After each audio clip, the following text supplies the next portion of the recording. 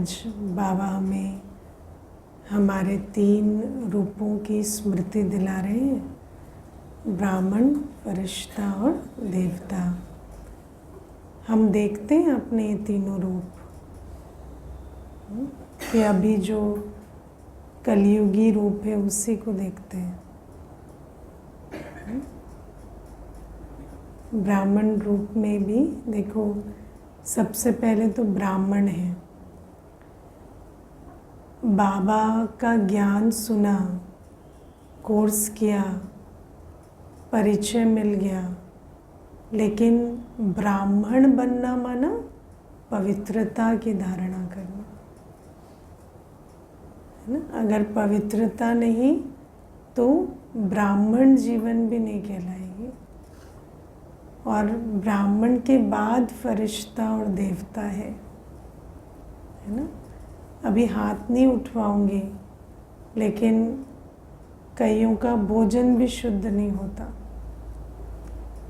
है ना।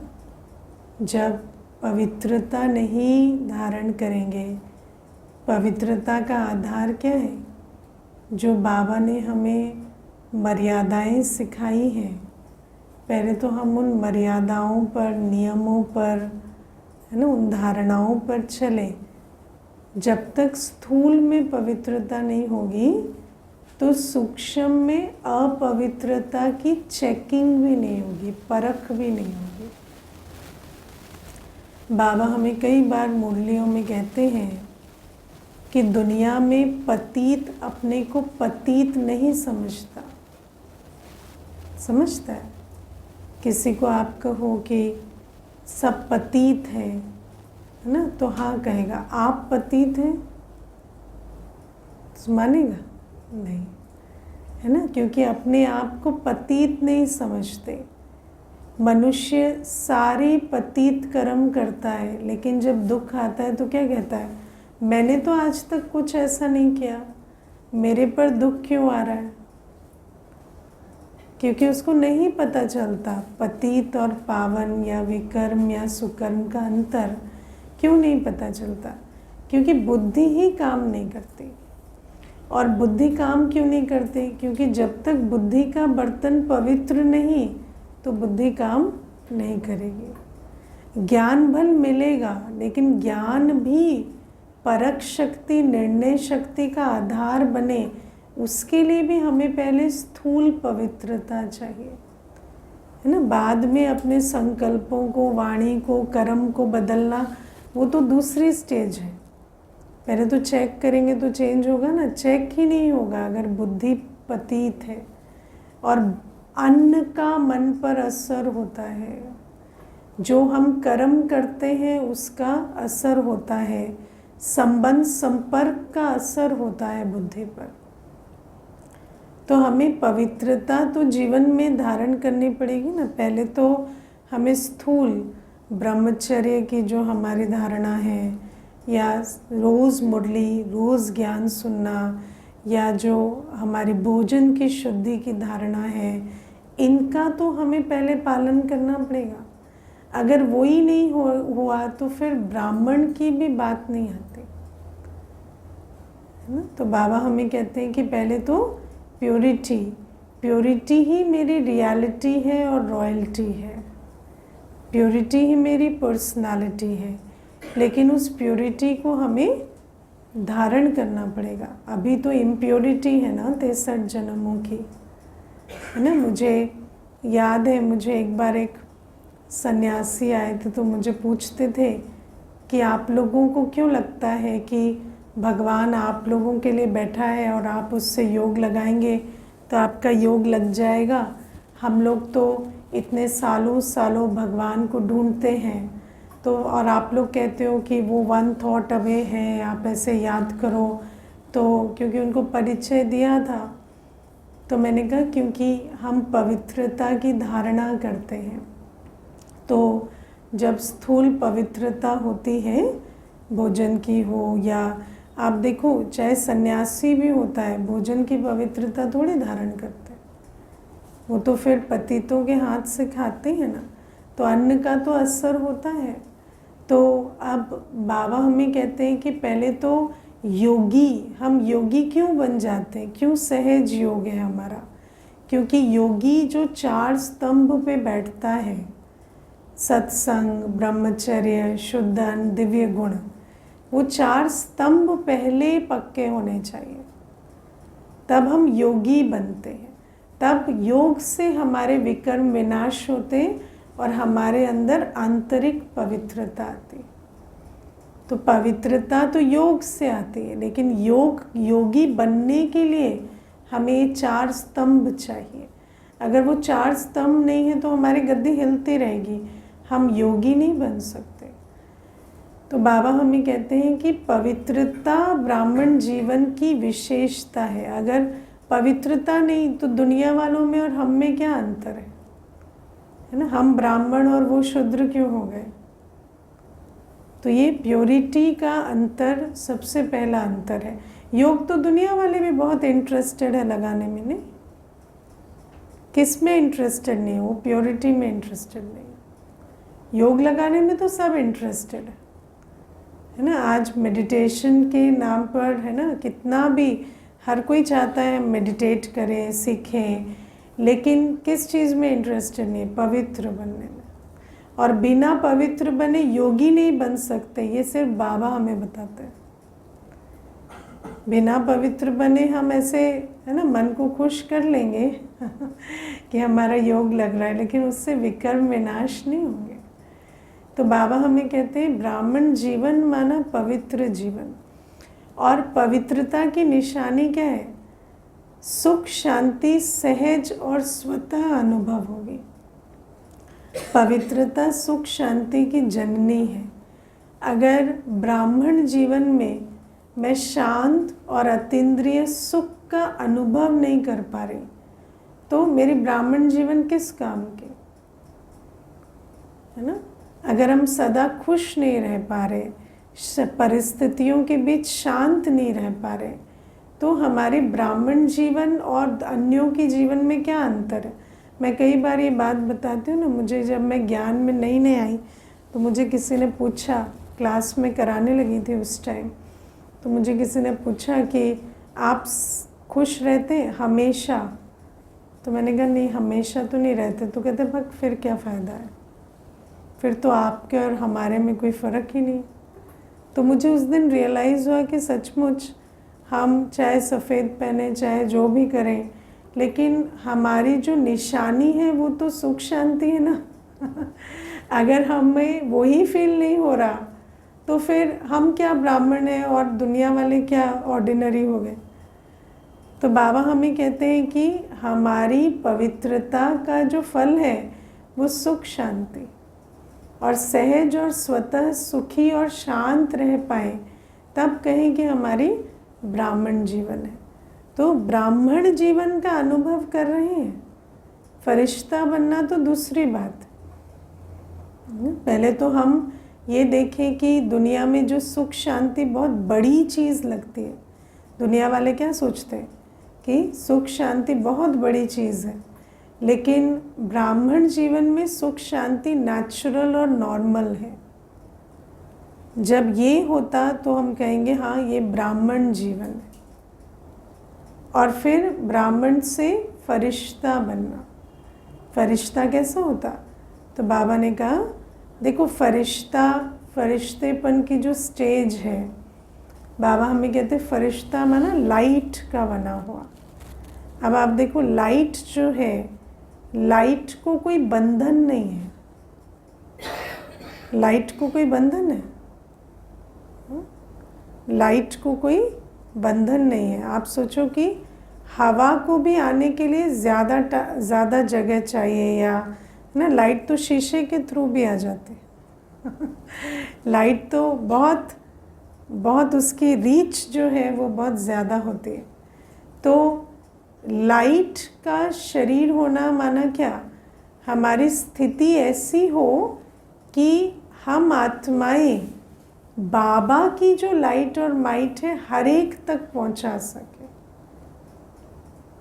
इसीलिए फरिश्ता माना हमारी जो अवस्था इतनी सूक्ष्म और इतनी ऊंची हो जाती है कि हम जैसे जिसको कहते हैं ना कॉन्ड्यूट, जो इलेक्ट्रिसिटी पास करता है, तो ऐसे बाबा की लाइट और माइट, मैं इतना क्लीन इंस्ट्रूमेंट हूँ कि मेरे से कोई मेरे थ्रू लाइट और माइट बाबा की, मैं बाबा की याद में हूँ, तो आत्मा को पूरी वो सकाश मिल सके, आत्मा को ऐसा अनुभव हो कि मुझे बाबा की प्रेजेंस फील हुई।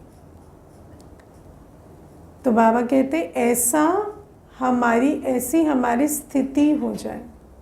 और बाबा तो सागर है ना, बाबा तो क्या है, अनंत है, तो जो सर्व गुणों में सर्व शक्तियों में अनंत है।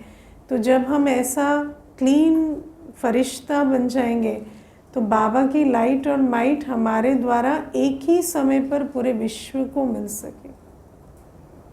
और जो ऐसा बनेंगे, देखो ये जो 2, 4, 5 को कोर्स कराना, परिचय देना, इससे तो हम देवता नहीं बनेंगे।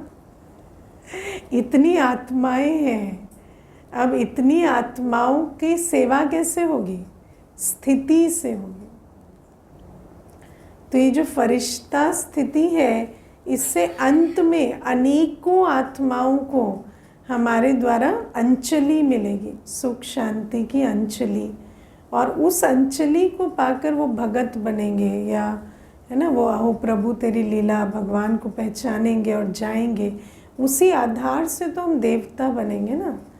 तो बाबा कहते हैं तुम अभी ब्राह्मण से फरिश्ता बनने का पुरुषार्थ कर रहे हो। तो ये जो ब्राह्मण से फरिश्ता बनने में क्या बातें विघ्न लाती हैं? तो ब्राह्मण बनना तो सबसे इजी है ना, 4 स्तंभ है, योग करो, सेवा करो, कोई बड़ी बात नहीं है। भोजन शुद्ध किया, पवित्र बने, है ना, रोज़ क्लास की, बाबा को याद किया, सेवा की, तो ब्राह्मण कहलाएंगे। लेकिन ब्राह्मण जीवन से हम फरिश्ता की ओर बढ़ें, उसके लिए फिर सूक्ष्म बातें कौन सी विघ्न बनती हैं?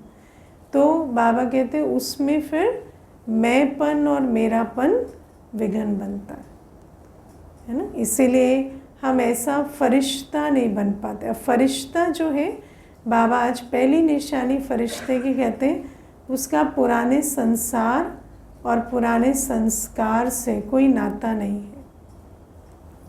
अब आप देखो, हम रहेंगे तो संसार में ना संस्कार भी रहेंगे, पुराने संस्कार भी मर्ज हो जाएंगे सतयुग में। अभी तो है ना पुराने संस्कार, लेकिन हम ऐसी स्थिति बनाएं कि हम उन संस्कारों और संसार से उपराम हो जाएं। वो संसार और संस्कार मुझ पर प्रभाव ना डालें। तो वो कैसे बनेंगे? तो बाबा कहते मैं और मेरा, ये 2 शब्द मुझे संस्कारों और संसार से जोड़ते हैं, है कि नहीं? दुनिया में क्या कहते हैं? मैं ऐसा हूँ, मैं वैसा हूँ। तो अपने संस्कारों को भी मैं कहते हैं ना। मैं थोड़ा लेज़ी हूँ, मुझसे ये हो नहीं पाता, है ना, मुझसे थोड़ा टाइम मैनेजमेंट नहीं हो पाता, मेरे अंदर ये आदत है, आदत भी नहीं कहेंगे, मैं ऐसा हूँ कहते। तो जब मैं ऐसा हूँ, मैं गुस्से वाला हूँ, है ना, मेरा थोड़ा खून गर्म है कहते हैं, गुस्सा भी नहीं कहते, कहते हैं मैं थोड़ा हॉट ब्लडेड हूँ, है ना। तो इस प्रकार से ये जो मैं कहते हैं, तो ये मैंपन जो है वो कई बार संस्कारों के साथ एसोसिएट करते हैं। और जहाँ मैं कहूँगा मैं ऐसा हूँ, मैं ऐसा हूँ, तो जब मैं ही ऐसा हूँ तो उस संस्कार का प्रभाव ना, ऐसा तो नहीं हो सकता ना। फिर संसार भी आप देखो, इस संसार का क्या है? ये शरीर, संबंध, काम काज, उसके आधार से भी मैं डिफाइन होता है ना। मैं स्त्री हूँ, पुरुष हूँ, मैं काला हूँ, गोरा हूँ, मैं युवा हूँ, वृद्ध हूँ, बच्चा हूँ, ठीक है। तो आप काला, गोरा, वृद्ध, युवा, ये सबसे जैसे ही आप ऐसा कहेंगे, वो जो संस्कार है पुराने, उसके कॉरेस्पॉन्डिंग वो एक्टिव हो जाता है है ना। मैं तो अभी तो मैं जवान हूँ, है ना, तो अभी कहाँ वानप्रस्थी बन पाएंगे, फिर अभी कहाँ योगी बन पाएंगे, है ना। मैं गृहस्थी हूँ, मैं तो अभी यंग हूँ, है ना, मेरी तो कोई उम्र ही नहीं है। तो ये सारी बातें जो हैं ये विघ्न बन जाती है पुरुषार्थ में। फिर बाबा हमें कहते हैं मैं माता हूँ, पिता हूँ, संबंध के आधार से भी अपने आप को डिफाइन करते हैं। कई प्रोफेशन के आधार से, मैं बिजनेसमैन हूँ, मैं तो एम्प्लॉई हूँ, है ना, मैं तो वर्कर हूँ, या मैं तो बॉस हूँ। तो अब जैसे ही मैं बिजनेसमैन हूँ तो हानि लाभ से तो मुझे इरिटेट होना ही पड़ेगा ना, मुझे अफेक्ट होना ही पड़ेगा। तो जैसे ही आप इस प्रकार से अपने आप को देखेंगे, मैं ये, मैं ये, मैं ये, तो पुराने संस्कारों की जो पूरी लिस्ट है उसमें से जो कॉरेस्पॉन्डिंग होगा वो एक्टिव हो जाता है। तो हम लोग इसको कहते हैं कि अपनी आत्मा के अंदर बहुत सारे संस्कारों के फोल्डर्स हैं, और कौन सा फोल्डर एक्टिव होगा वो डिपेंड करता है मैं कौन हूँ उस पर।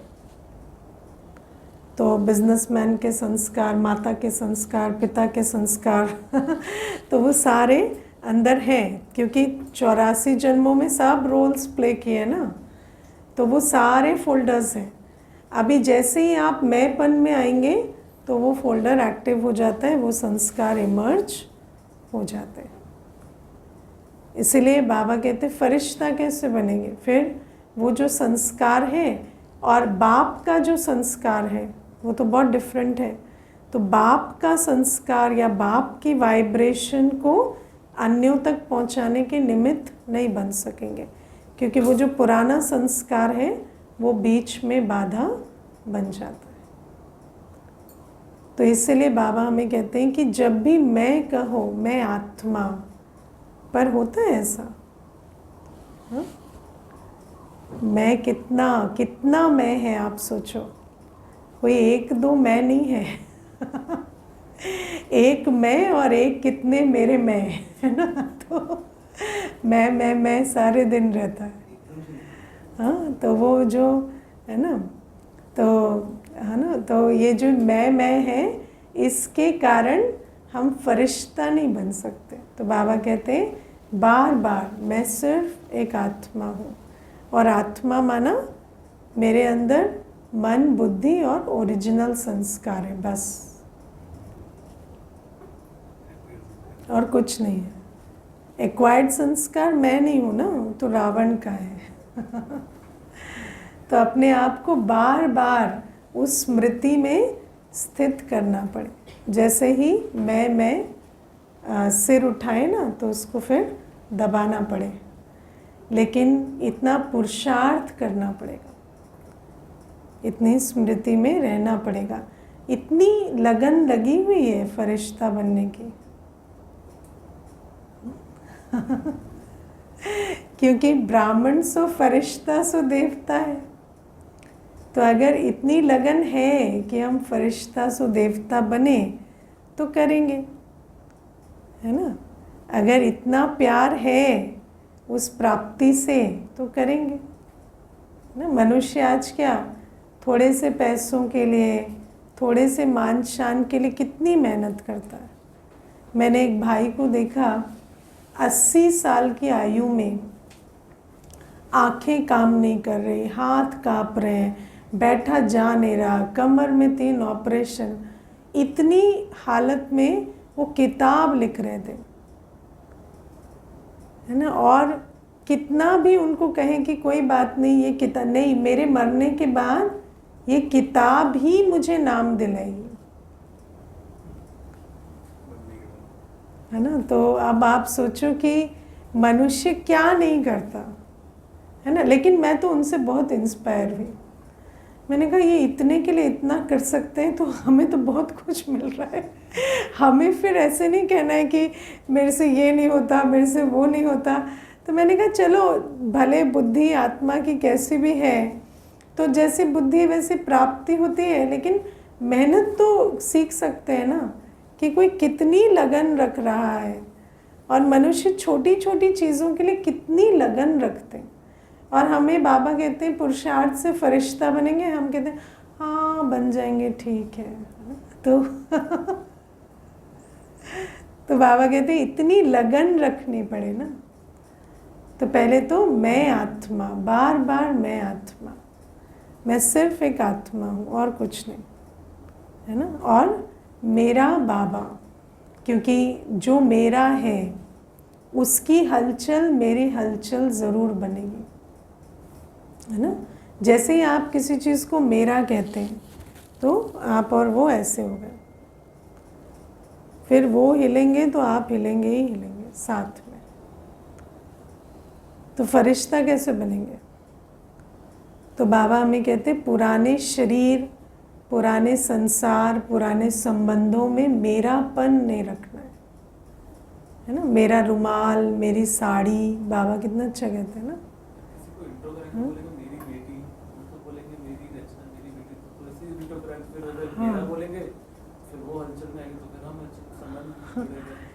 बोलो, सोचो नहीं। दुनिया में हाथी के दांत खाने के और दिखाने के और। तो बाबा कहते हैं कि दुनिया में रहते हैं तो भाषा वही बोलेंगे। See, language is a means of communication. आप वो बोलेंगे जो सामने वाला समझे। अगर आप वो बोलेंगे जो वो ना समझे तो you are a bad communicator. तो हम वो भाषा बोलते हैं, पर इसका मतलब ये नहीं हम वही सोचते हैं। तो हमें वो बोलना है। हाँ, मेरा बेटा मेरी बेटी बोलेंगे, क्योंकि उनको कहेंगे मैं बाबा का, बाबा मेरा और ये बाबा का बच्चा, तो नहीं समझेगा। है ना। वो सब कहेंगे हाँ बाबा का तो है, पर ये आपका ही वाला है ना। तो फिर आप अल्टी बोले हाँ मेरा है, तो ये है, ठीक है। तो वो ठीक है, वो व्यवहार के लिए, लेकिन अंदर क्या है ना। मेरा बच्चा, मेरे युगल, है ना। बाबा तो कहते मेरा रुमाल, मेरी साड़ी भी, है ना। क्योंकि मेरा रुमाल, है ना, रुमाल उड़ के पड़ोसी के छत पे गिर गया, वो छुट्टी पे गए हुए हैं, 5 दिन ताला बंद है, तो सारे दिन रुमाल को देख रहे हैं। हाँ, उड़ के दूसरे की छत पे तो अब नहीं चला गया, वो आएंगे छुट्टी से तो लेके आएंगे वहाँ से। हाँ, तो मेरा रुमाल, मेरी साड़ी में भी सोचो कितनी हमारी बुद्धि चलती रहती है ना। मेरी साड़ी, तो मेरी साड़ी को बुरा बोल दिया तो मुझे बुरा बोल दिया, है ना। उन्होंने कहा मैं आपकी साड़ी का टेस्ट ठीक नहीं है, तो उन्होंने तो आप ही को क्वेश्चन कर दिया, है ना। तो ये साड़ी ठीक नहीं है तो मैं ठीक नहीं हूँ। तो आप सोचो अगर रुमाल और साड़ी का ये हाल है, शरीर का क्या होता है ना। मुझे एक माता को मैंने देखा, वो इतना बोलती, चुप ही ना हुए। फिर मैंने उनको बोला आप शुरू से इतना बोलते हो या बीच में कभी आदत पड़ी? तो कहते कि अब संबंध इतना बन गया था कि पूछ सकते थे। तो मुझे कहती है अब मैं ज़्यादा बोलती हूँ ना, आपने भी नोटिस किया ना? तो मैंने कहा हाँ बोलते तो ज़्यादा हो, कैसे हुआ ये? तो कहती पहले मैं बहुत कम बोलती थी, फिर सब सोचते थे ये ना मूर्ख होगी, इसके पास कोई ओपिनियन नहीं होगा, तो ये चुप रहती है। तो मुझे एक बार किसी ने बोल दिया तुम क्यों नहीं बोलती हो, तुम गूंगी हो क्या? तो उस दिन से मुझे लगा मैं भी तो बोलना जानती हूँ, तो अब मैं हर बात में, फिर वो ऐसी आदत बन गई है, लेकिन उसको पता है कि दिस हैपेंड, है ना। तो आप सोचो कि एक कमेंट, एक कोई चीज़ कहाँ से कितना ट्रिगर कर जाती है ना। तुम गूंगे हो क्या, तुम ऐसे हो, तुम वैसे हो, तो मनुष्य आत्मा उसी को इतना ईगो इश्यू बना लेती है कि वहाँ से वो एक संस्कार पूरा नया डेवलप हो जाता। तो बाबा हमें कहते हैं मैं आत्मा और मेरा बस एक बाबा, बार बार मेरा बस एक बाबा। मुझे किसी के खोने से, कुछ होने से कोई फर्क नहीं पड़ता। हम यहाँ कौन है? निमित्त है। हमें सब चीज़ों को संभालना है, पर किसी भी चीज़ के परिवर्तन से मुझे प्रभाव नहीं पड़ता। ट्रस्टी बनकर रहना। और मेरा एक बाबा, सिर्फ एक बाबा और मेरे संबंध में कोई प्रॉब्लम आई तो वहाँ पर मुझे प्रभाव पड़ता है, क्योंकि दुनिया में फर्क किससे पड़ता है? मेरे से,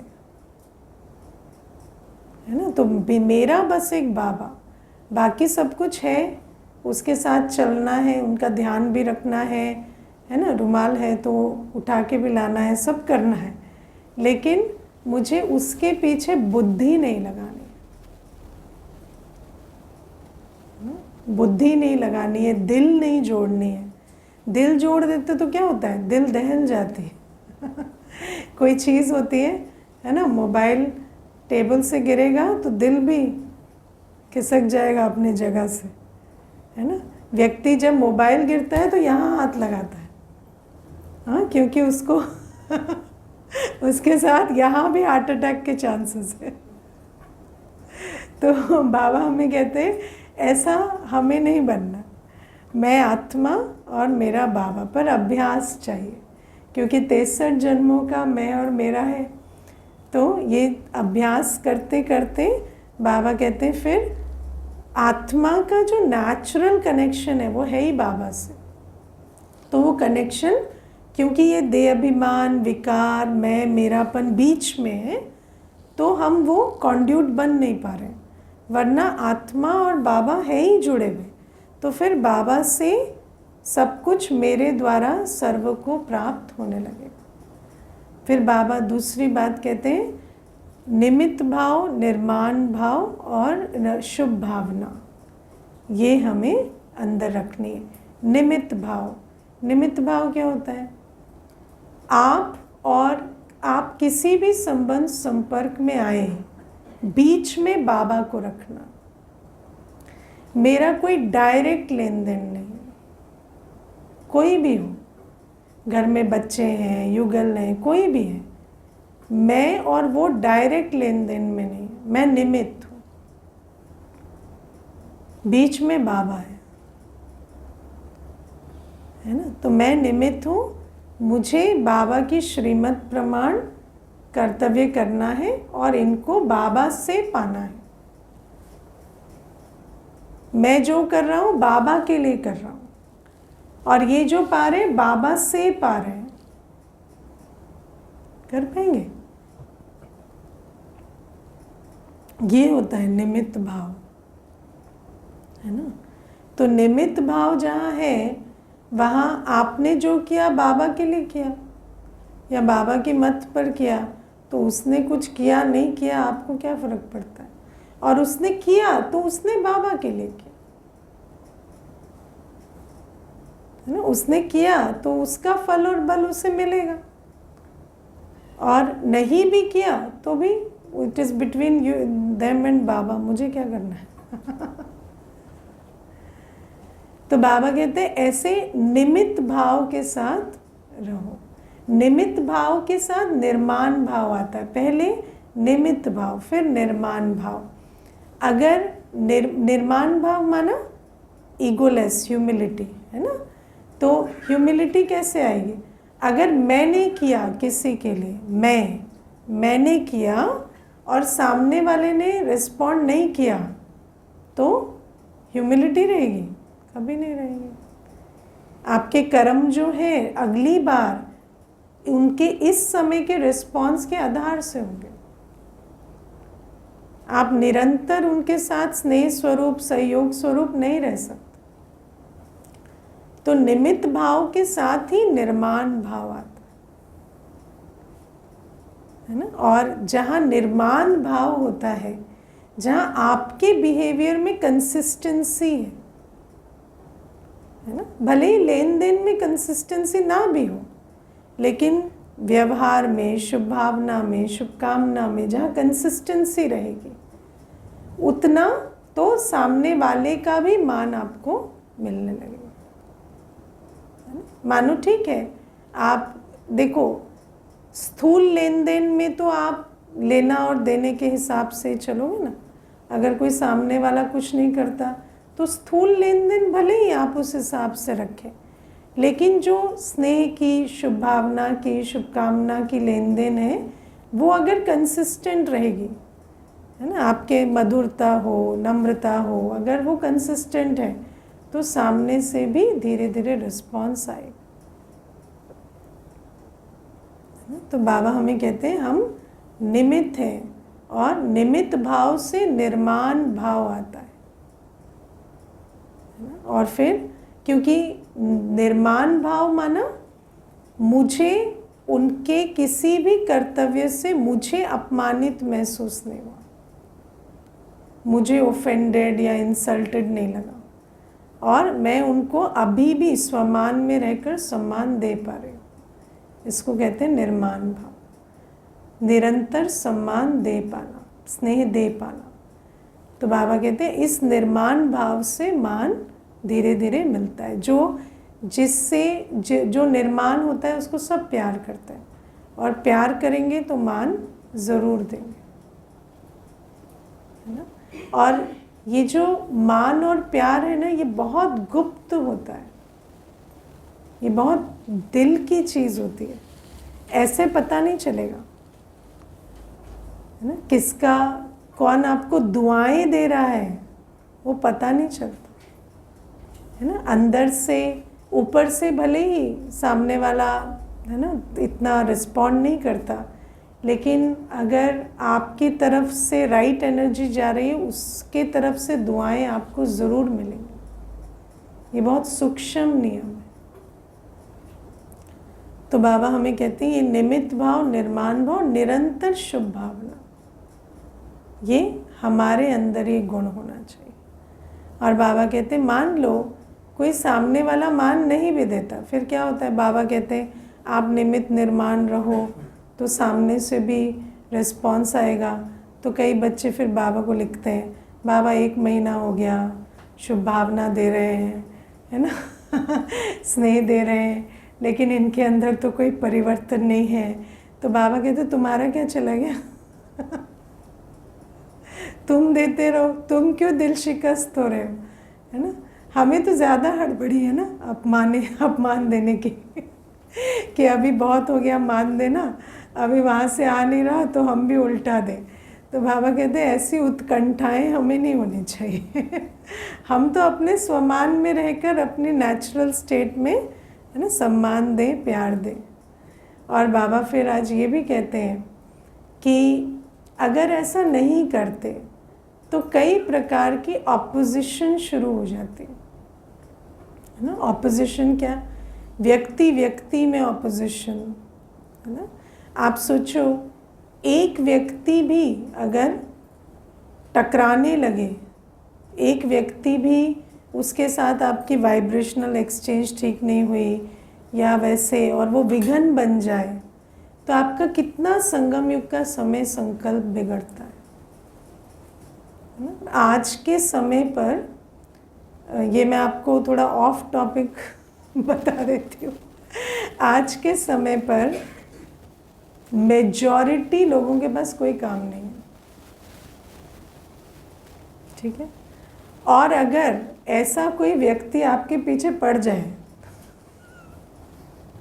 जिसके पास कोई काम नहीं है, तो वो तो 24 घंटे आपके पीछे पड़ा रहेगा ना, फिर आप क्या करेंगे। वो 24 घंटे जब आपके पीछे पड़ा रहेगा तो आप उसके, वो जो डैमेज करेगा उससे डील करना आपको 48 घंटे लगेंगे। It becomes very difficult.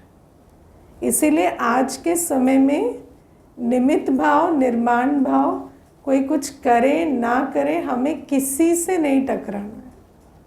मुझे ना बुद्धि से टकराना है, ना मनसा से टकराना है, मुझे किसी आत्मा से नहीं टकराना है ना। क्योंकि ये जो सिचुएशन क्रिएट होती है ये टक्कर से होती है, और फिर एक बार वो टक्कर शुरू हो जाती है व्यक्ति व्यक्ति की, बहुत मुश्किल हो जाता है ना। मुझे अभी एक भाई कहते थे, वो कोई एक किसी को कंपनी में रखा था, वो भाई उसके साथ, वो उसने काम नहीं किया, इन्होंने उनको कुछ कह दिया उल्टा सुल्टा, तो वो अभी कहता है मैं मर्डर कर दूंगा, है ना। और वो बट देखो अगर कोई थ्रेट दे दे तो फिर टेंशन तो रहती है ना, और उसके जो लक्षण है उसके लिए कोई बड़ी बात नहीं है। तो कहते हैं कि अभी मेरे को ये बहुत परेशानी हो गई, तो मैंने कहा वो काम नहीं कर रहा था तो आप उसे निकाल देते, आपको उसके साथ खिटखिट करने की क्या ज़रूरत थी। तो कहते वो तो अभी सीखा ना दीदी, अभी तो सीख गया, लेकिन वो जो हो गया सो हो गया।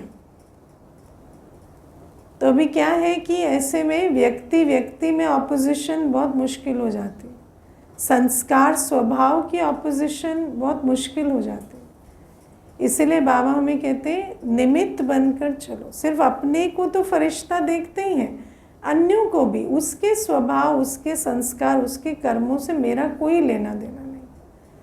मैं अपनी शुभ भावना, शुभकामना नियमित रखूं, मैं उसे फरिश्ते की तरह ही देखूं, मैं उसके साथ वैसा ही व्यवहार करूं जैसे एक फरिश्ते से किया जाता है ना। तो बाबा हमें कहते हैं हमें किसी से टकराना नहीं है। जैसे मैंने आपको कहा, अगर आपको ठीक नहीं लगता है तो स्थूल लेन देन सुविधाएं हटा दो। अगर आपको किसी का काम ठीक नहीं लगता, नौकरी से हटा दो, कोई और कारण है या कोई भी चीज़ है, लेकिन टकराना नहीं है ना। मैं निमित्त हूँ, मुझे, हाँ हम लोग भी देखो यज्ञ को देख कर चलते हैं, यज्ञ का नुकसान तो नहीं करते ना, यज्ञ में जिस चीज़ से वृद्धि हो वही करते हैं। लेकिन ऐसे नहीं कि किसी आत्मा को दोष दें, हर आत्मा की अपनी कैपेसिटी होती है, ना कर पाए तो ना कर पाए, कोई बात नहीं, हमें उससे कंप्लेंट रख के टकराने की ज़रूरत नहीं। और शुभ भावना, शुभकामना नियमित चलती रहे। तो ये प्यारे बाबा हमें कहते हैं। और ऐसे करते करते क्या बन जाएंगे, फरिश्ता बन जाएंगे। तो फरिश्ते में एक तो संस्कार और संसार से नाता नहीं, पुराने। दूसरा बाबा कहते हैं कि बिल्कुल हल्का, सब कुछ करते हुए हल्का। बोझ किसका होता है, मैंपन का, है ना। सारा बोझ मैंपन का है ना। जिसको मैंपन नहीं वो सदा हल्का रहता है। काम करना तो टाइम पास है, जिसके पास काम नहीं उससे ज़्यादा कोई नहीं थकता। हाँ, व्यर्थ चिंतन भी तो क्यों से शुरू होता है, मैंपन से, सब कुछ मैंपन से। तो मैं और मेरा जहाँ है वहाँ थकावट होती। फिर तीसरा बाबा ने कहा जितना प्यारा उतना न्यारा, वो उसके लिए फॉर्मूला बाबा ने दिया, निमित्त भाव निर्माण भाव। तो प्यारे भी हैं और न्यारे भी हैं, है ना। और जब न्यारे हैं तो प्यारे हमेशा रहेंगे और उलझेंगे कभी नहीं, है ना। जब लगाव होता है तो उलझते हैं, जब न्यारे हैं तो प्यारे रहेंगे और उलझेंगे नहीं। जो बात उलझने की है उससे किनारा कर लेंगे, ठीक है। तो ये तीसरी पॉइंट। फिर चौथा बाबा कहते हैं हर एक को हमसे अपनेपन की अनुभूति हो, हर एक को लगे ये अपने हैं। तो जो न्यारे प्यारे रहते हैं उनके साथ अपनेपन की अनुभूति होती है, सबको होती है ना। और जो लगाव में होते हैं उनसे कुछ को अनुभूति होगी अपनेपन की। फिर बाबा कहते हैं पांचवी पॉइंट, बेहद की वृत्ति दृष्टि। फरिश्ता जो होता है वो बेहद में रहता है, वो कभी एक ग्रुप, एक सेंटर, एक सेवा, एक फैमिली, इसमें नहीं रहेगा। उसकी वृत्ति में क्या रहेगा, सारी विश्व का कल्याण, सारे विश्व की सेवा। अच्छा, ओम शांति।